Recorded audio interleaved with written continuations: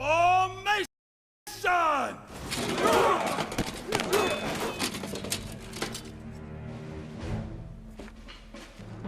A Spartan always protects another man's rear.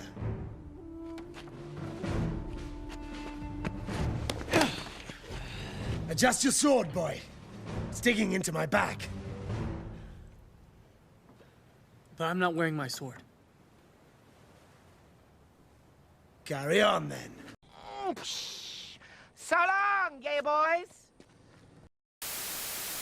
This world going up in flames, and nobody wanna take the blame. Hi, I'm Terminally Online, and I am a Chris Nolan fan who's currently sipping on copium. I think his movies are mostly incredible, and he's one of my favorite directors. Which is why I gotta call this out for what it looks like it's going to be. The Odyssey, for the film snobs, social media, and race warriors, and the lowest common denominator. See, there's the casting of this movie that feels like it's trying too hard to gain better ESG scores, be Oscar bait, and give some of these people some work, and try to appease the kids by going, hey fellow kids, don't we love rap music, The Punisher, Jordan Peele, and Black Panther, and gay things? Ugh, the whole thing looks like a colossal mess. Those jokes about Nolan not being good with understanding human emotion and all that, it's proving true each day the more I look into this movie or I think about this movie. Now, I'm going to be talking about this as if I know next to nothing about The Odyssey. I went through this thing years ago in my early college days, about a decade ago, and I barely remember The Odyssey like that. Kind of like how most people, if they encountered it in their time in school at all. I'm going to approach this review of the trailer and my thoughts about this entire shit show kind of like the average person hearing about this and seeing the trailer and what their thoughts would be. I'm going at it that route. So without further ado, let's get into it. Firstly, let's talk about the casting. The cast is a damn joke that has people trying to swallow this bitter pill on two fronts. Side one is people saying, come on, it's Chris Nolan. He's a battle-tested director. Gotta give him his props. Side 2 going, well, we shouldn't be too married to the source material of this whole Greek tale thing. I mean, we barely know how they would have talked, how they would have looked, or whatever. I mean, it's just an interpretation, and my personal favorite cope, it's an adaptation, so let it go. They change things all the time. Don't ask questions. Just consume product and then get excited for next product. Funny, I thought with the whole criticism of the shit today, with the whole race and gender swapping lately and all that other crap, has left us all on the same page. Guess not, as we live and breathe. Not for too long if that hantavirus thing is as bad as people say. I doubt a lockdown is possible in the future. Because, after the last virus of unspecified origins made every government worldwide overplay their hands. But anyway, the movie's casting has much to be desired. It's like watching a theater production in art class with classmates who pretend to give a shit, while the teacher hides in the back nursing a hangover at their desk, and also pretending that they give a shit. The actors look like the only memo they got was, it's intense.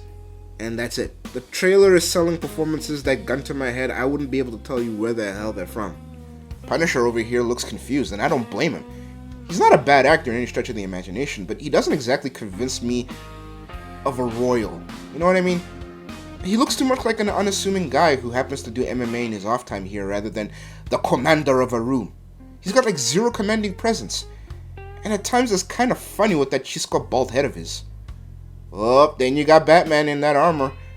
Pattinson may have won people over as Batman on day one, but intimidating warrior only works if his only opponent is tiny Tom Holland.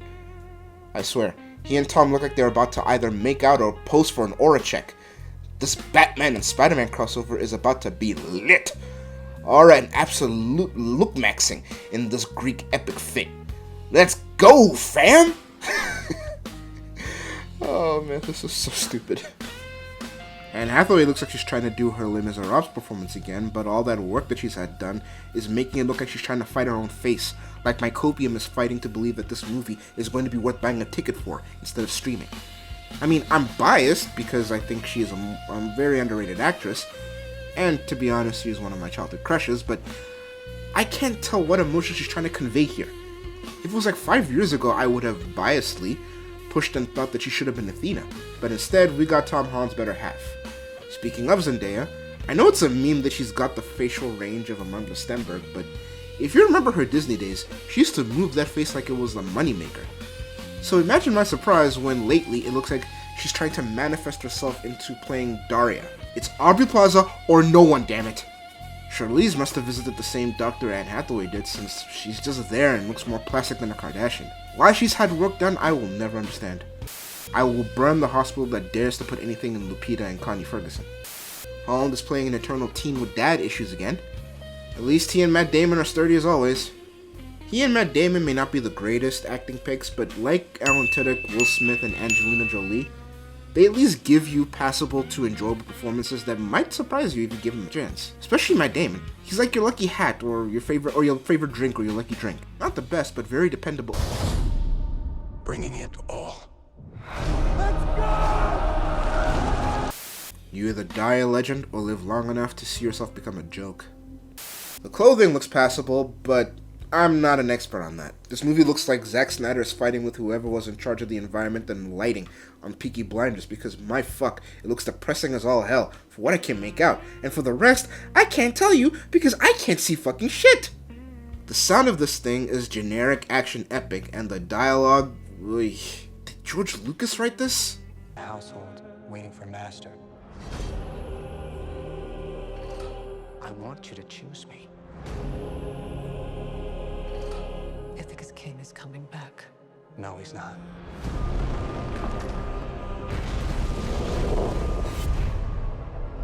What would he do if he came back here and find all these suitors in his house? You're pining for a daddy you didn't even know, like some sniveling bastard. I don't like sand. It's coarse and rough and irritating, and it gets everywhere. Not like here. Here everything is soft and smooth.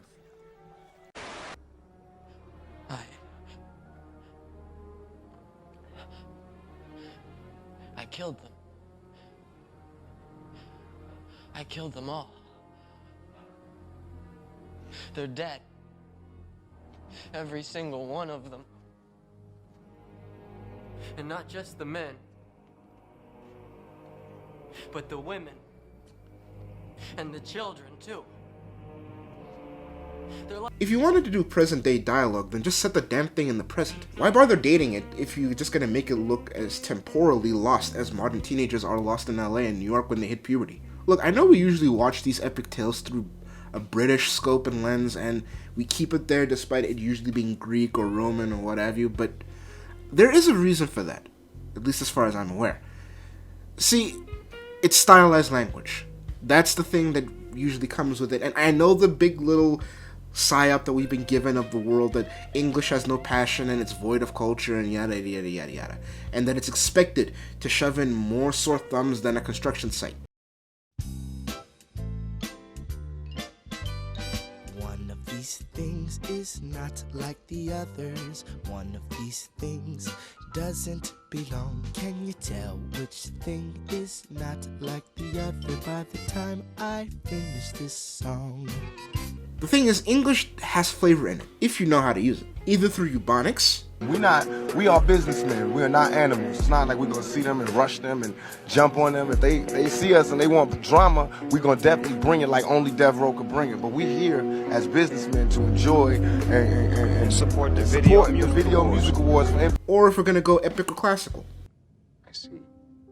So how we respond to a game tells you more about us than our real life. This tale told by an idiot.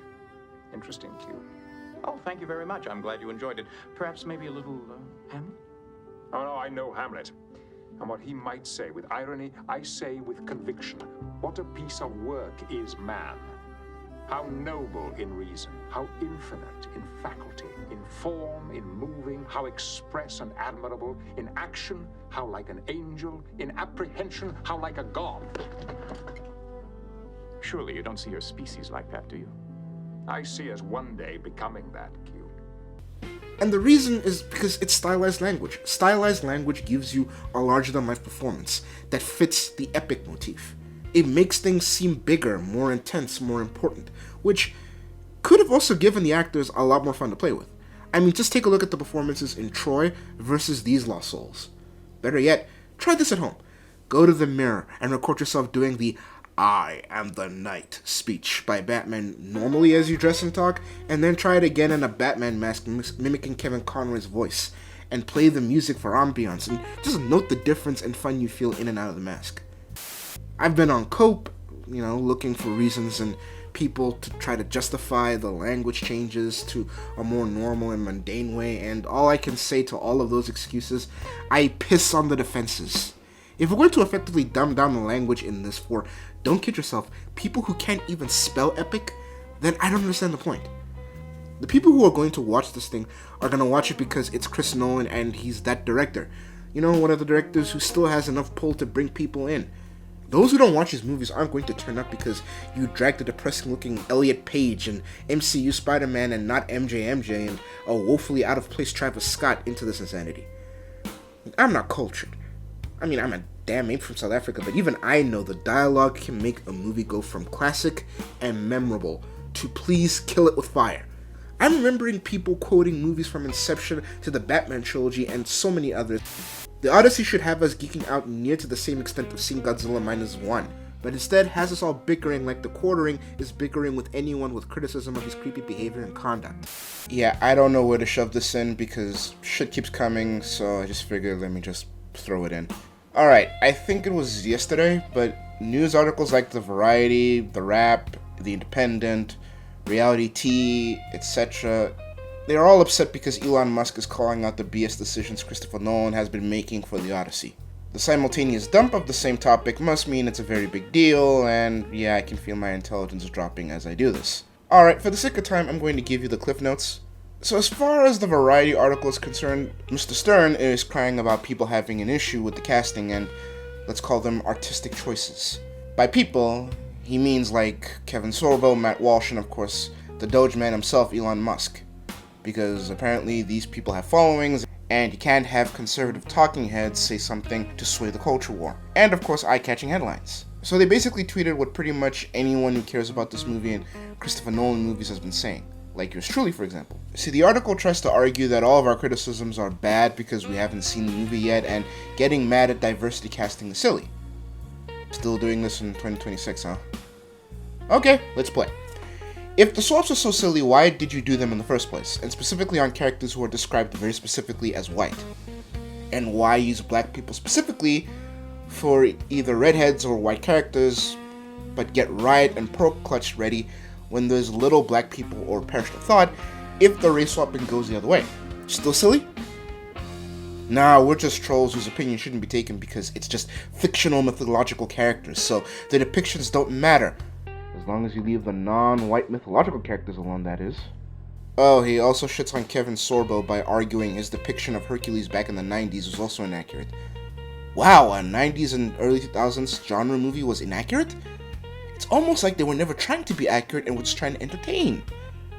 Looking at you, Titanic. I'm tired, boss. The writer of the article then makes the claims that Elon Musk is the one leading the charge because apparently we have no personal autonomy these days unless a prominent person does something. Alright, so because Elon Musk apparently has issues with his own transgender daughter, don't know for sure, now it means he has beef with trans people in general, so then that also means he has beef with this movie, which now means the criticism is algorithmically manipulated because he also owns Twitter. So those YouTube channels, tweets before Musk even said anything, and comments on the trailers were just Musk too? Fuck, you can't hate journalists enough. Then the writer of this tries to add in immigration issues to try to create the idea that it's just white on minority violence. Never mind that every country on this planet has immigration issues. Yes, even the black ones, and also the Hispanic ones, and the Asian countries aren't fan of foreigners flooding in their countries. But back to the article. Then homie gets upset about the sentiment of Twitter saying that if Nolan cast Sydney Sweeney, then the politically pickled left would have lost their minds. Conveniently forgetting the backlash she got over her jeans ad, or the backlash about her character in Euphoria doing OnlyFans. Murderous? I wouldn't take it off the table because, well, Hogwarts Legacy and J.K. Rowling proved that people are crazy. For the sake of time, I'll make my points on race in my main video. Then the article tries to do 2 more talking points that, for the sake of time, I'm just gonna move through quickly, because this is already dragging too long. Number 1, the argument about Troy and its inaccuracy. The writer tries to use the movie Troy and everybody's love for it as a gotcha because it was also very inaccurate and got some shit wrong. Too bad Troy wasn't trying to be accurate, nor did it deviate too far from the appearance of the characters, and didn't try to force in races that had no business being there. Look, Troy was from the 2000s, and I'm not gonna hold you. It was just a fun ride that was meant to entertain the audience, not to be accurate to the tale of the Iliad. You can tell that by looking at the trailers from back then. The biggest point of departure is that Nolan said this was supposed to be more accurate and more authentic and more realistic, and was even going about it to make creative choices in that vein, despite clearly being a hypocrite about it. It's not the same argument because both movies went for different goals in their productions, which leads us to the second talking point. This movie being Oscar bait allegations. The more this whole thing goes on, the more this crap seems like it's trying to be an Oscar bait movie. For me and Nolan fans, it's the only logical conclusion that makes sense as to why Nolan is doing any of these retarded choices. Yes, you can make the argument that he doesn't have to go this far for it, as Mr. Stern tries to argue, but it's not impossible to reach that conclusion, that this movie is trying to go woke. It's not that impossible to reach the conclusion that the more woke you make your movie, the more likely you're going to get an Oscar for it. I mean, we saw that with other prior Oscar wins, as well as some games at the Games Awards and all sorts of other award ceremonies. I mean, we've seen at these circle jerks that it's usually politically charged or intersectionally fueled content that gets the awards, regardless of what the people who are supposed to consume it do with it. Nolan chasing the award may or may not be true, but it does seem more likely with the trajectory of this whole thing. This article is very stupid and very arrogant, and I hate that I read it and put it in last minute. Screw you, Marlo Stern. You made my video longer than I planned. Now I'm going back to the main video. Then, there's the race swapping. My lord, the race swapping. You know what? I'm just gonna put it like this. Imagine if the Woman King had Asian and white and trans tribe Dahomey members. Or if like Long Walk to Freedom cast Keanu Reeves as Nelson Mandela, or Ben Affleck as Steve Biko in Cry Freedom. Then try and convince me that this is cool. Don't lie. I saw how many people were damn near ready to burn down Disney Studios after that comic showed us a white Black Panther. Hey Disney, where's that live action Tarzan movie?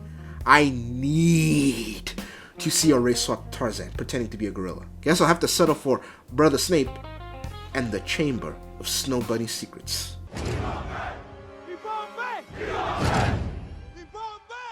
Why is it acceptable to take white people's culture, entertainment, and characters and swap them around but avoid other minorities when you flip the table?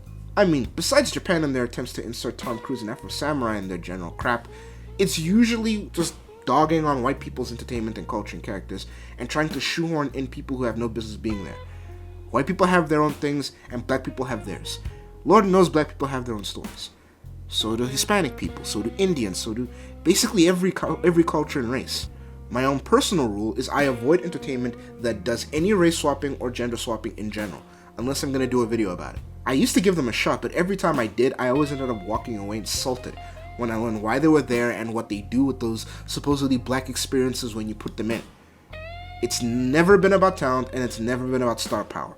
It was always about Oscars, tax incentives, and of course optics. Speaking of the Oscars, I've been hearing that this and Oppenheimer are basically Nolan selling out for the Academy, just to be eligible for that hot mess, which makes me weep. Look, I get the allure of the award and desire for it, but let's be real, this is retarded. Side note, I do have to bring up the fact that I personally don't think Oppenheimer was for the Oscars, but I definitely think this one is. I mean, Travis Scott? And possibly having rap music during his scenes when he plays the storyteller is beyond BS. Oh, black people like rap, let's cast the rapper as the storyteller. And he's gotta have rap music, of course. I hate this timeline. I'm not gonna harp on the whole thing about Nolan using a feminist's version of the Odyssey's translation, because I'm not 100% sure if that is even true. I mean, I've heard that there's an interview out there that he said that, and that he was gonna be leaning into. I mean, I've heard that. I can't find it, but I've heard it. And then there's others saying he's only using that one as an aspect, and then he's using other versions as well, and yada yada yada. I've heard a whole mess of things about that whole thing, so like I said in the beginning, I'm not going to go into that. I'm just going to stick to this thing as if I've never heard of the Odyssey that much, and then what's going on with the trailer and the movie. I'm just going to stick to that, and yeah, what the movie and what the trailer are trying to tell me. so I'm not going to touch on that. What I will take a shot at, however, is Elliot Page playing Achilles, apparently. I mean, when Brad Pitt is just there not doing much in Hollywood, and you could have used him for like a nice little nod to a movie that has a cult following, because Lord knows marketing doesn't want to do their damn jobs and amass an audience on their own merits and instead rely on IP and fame. So instead we got this. Trans audience bait. Black audience bait. Chris Nolan fans audience bait. Ugh, this thing's a hot mess. I give up. You can't have nice things. Moving on to my final thoughts. Remember this day, boys! For today is the day you die! What? I mean they die. Today's the day they die. That's what I meant to say. I don't think this thing is going to flop, but I do think this is going to screw with Nolan's audience poll. I do think this movie is going to be woke on a meta level rather than a plot level, judging by the cast, present-day dialogue, and stylization. So yeah, I'm calling it a woke mess. For me, I'm personally going to review it when it's on streaming, because I refuse to watch it in the cinema, because personally, I refuse to support it on the whole Travis Scott bait element alone. I hate most rap music, and I don't believe for a second they dragged him in here on his own acting talent. They dragged him in here because of fame, and they knew Travis Scott fans will come in droves, and they can use this as a defense mechanism when people call this stupid and race baity. The dialogue kills the immersion for me, and is definitely to appeal to the people whose today's literacy skills are below high school level. I respect Nolan as a director, but this is a no for me. Hopefully, I'm very wrong, and it's actually very good. And one would say epic. Yeah, baby! If you like what you heard and watched, give me a like and subscribe, and if not, roast my uncultured ass in the comments. And I will check you guys next Friday. Later, taters.